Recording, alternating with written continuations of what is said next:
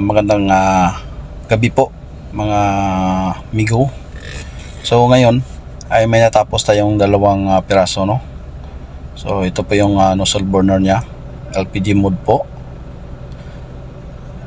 At ang butas niyan ay 8, 4, 16 at 24. Order ni Sir Jerwin Arsinya, taga Tacloban, si Tinay Kalungsod.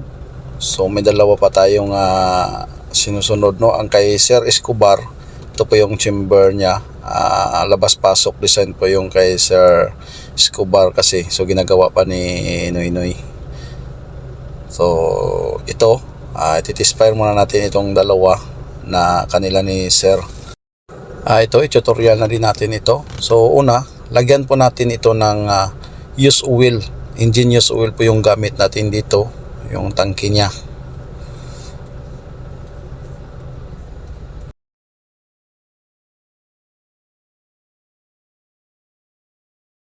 So una nating ilagay, papel po yung ilalagay natin, no. Yung mga maninipis lang po na papel, yung mga scratch ng mga estudyante.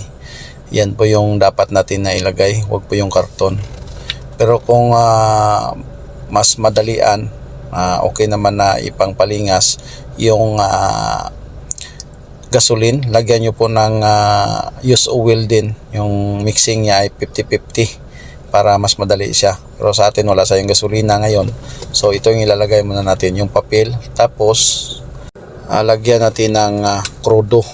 So krudo po yung linagay natin, no.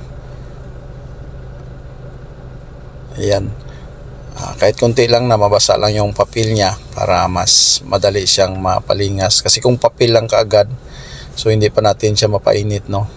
Ayan, at sindihan na po natin siya. Ayan, pag masindihan na natin, pwede na natin siya i-open yung blower. So ito, pwede na natin itong i-open yung blower nya. I-pull na po natin, isagad na po natin siya. Diretso-diretso na po yan, hindi po siya mamamatay dahil po yon yung design natin sa butas natin na hindi po siya mamamatay, no. So napakaganda po yung design natin ng ating burner. So pag ganito na, ipapatulo na po natin itong use oil nya para po malagyan po yung elbow nya ng pundo. So i-estimate na lang po natin na pag pumasok na siya doon sa loob ay ipapatak-patak lang po natin siya. Kapag ganyan na yung style niya, konti-konti lang po, tamang-tama lang na mapuno na yung elbow niya at maubos na din yung krudo at saka yung papel. So ayan, tuloy-tuloy lang po yung apoy niya, no. Nakapull lang po yung ating yung ating blower. So tuloy-tuloy lang po yan hanggang sa mag-init, hanggang sa tutulo na po yung oil doon sa loob.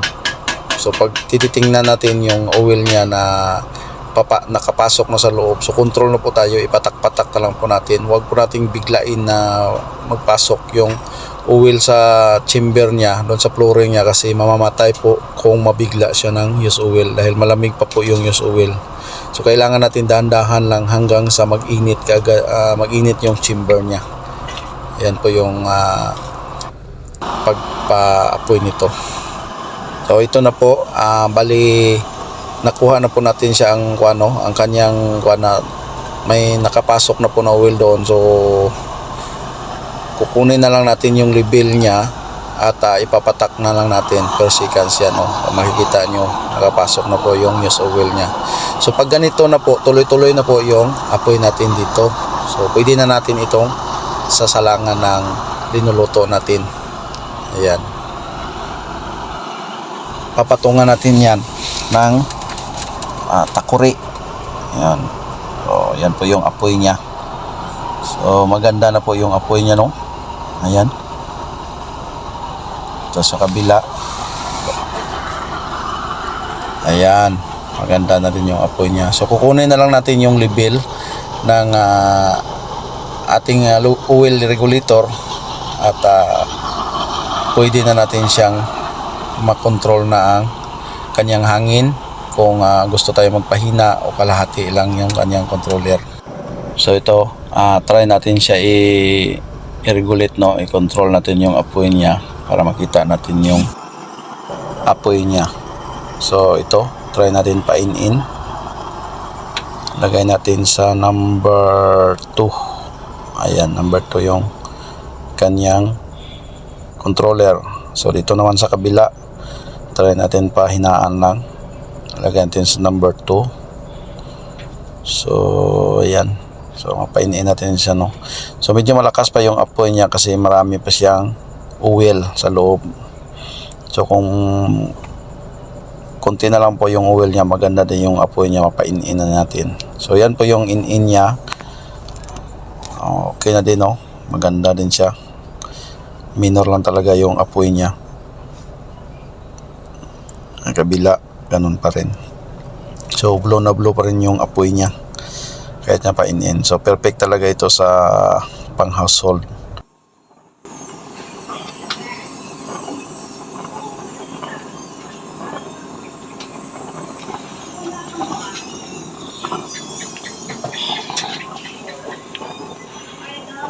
Ito try natin palakasan. Lakas, no? Bigla natin lakasan. So pahinaan natin. So mahinaan na din siya. Kung biglang lakas, biglang hina, so okay na okay. So guys, so napakaganda ng apoy niya. Kabila naman, oh. Try natin dito sa kabila, eh. Yan, pag nakasan, may pressurize talaga siya. So okay na ito. So bound po ito sa Surigao at saka sa Tacloban. Okay, ito na po yung painin niya, no.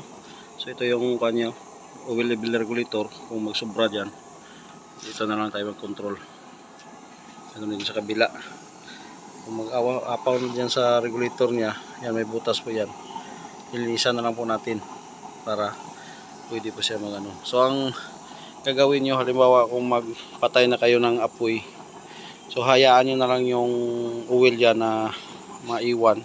So yung i-off mo lang dito, tapos ipalakasan mo lang yung blower nya, yan, hanggang sa maubos na lang yung kanyang oil, para pagkabukas madali lang siya linisan dahil carbon niya matutuyo. Kasi kung hindi siya matuyo yung carbon, so malagkit-lagkit po yung use oil, kasi use oil, eh. So dapat patuyuin natin para ang carbon niya magtuyo. So ayan, okay na. Okay, magandang gabi. So ganito po yung mangyayari pag ubos na yung oil. So ito yung kagandahan ng ating nozzle burner, dahil hahayaan mo lang na maubos yung oil sa loob. So yan, o. So matutuyo na po yan. So pagka umaga, madali na po siya kunin. Yan, o. Yan dito. Paubos nyo lang ang oil para kung hindi kasi maubos yan, patayin mo yan, o. Maglalagkit-lagkit yung oil dyan. Pero kung wala na, o, yan, o. Yan po yung kagandahan ng nozzle burner natin, dahil matutuyo po yung sa ilalim niya. Hindi yung katulad ng mga nauna natin nagawa na ano. Ito, upgraded na talaga yung ating nozzle burner, yan. Tutuyuin niya talaga yan. So pag ganyan na natuyo na yung carbon niya, so wala na. So gagawin nyo, bago nyo siya patayin, ayan, patayin nyo yung blower. So tingnan nyo, walang usok, no? Dahil natutuyo yung kanyang oil sa loob. So kung mayroon niyang oil pa sa loob na hindi natuyo, mag-uusok talaga yan. Okay, yan po yung tutorial paano ipatayin yung burner natin. Wala na, walang usok talaga, oh. Okay.